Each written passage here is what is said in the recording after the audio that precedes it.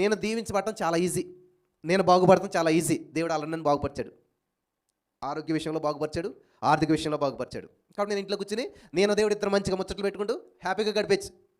కానీ నా ఉద్దేశం అది కాదు. దేవుడు ఏం చెప్పాడు తెలుసా?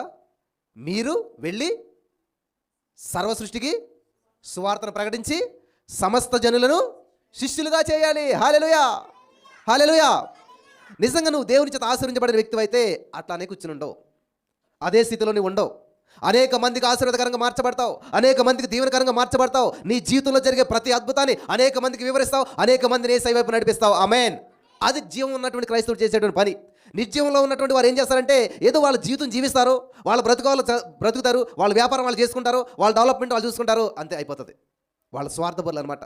నిస్వార్థపరులు ఏం చేస్తారంటే యేసయ్య నా జీవితంలో చేసిన అద్భుతాన్ని బట్టి సమరయ స్త్రీ ఏం చేస్తుందండి?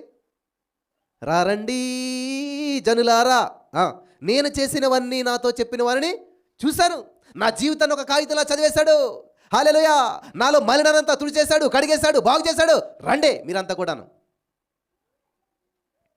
ఎప్పుడన్నా మీరు వస్తా కనీసం ఎవరన్నా అడిగారా? దేవుని సందుకు వస్తారా? దేవునిలో సంతోషించడానికి వస్తారా? నా జీవితంలో అసలు మన జీవితంలో అద్భుతం జరిగితే కదా ఎవరన్నా పిలవటానికి. ఎప్పుడు దేవుని వైపు ఆకర్షించబడతారో తెలుసా? నీ జీవితం ఆకర్షణీయంగా ఉండాలి, నీ జీవితమే ఒక అద్భుతంగా మార్చబడాలి.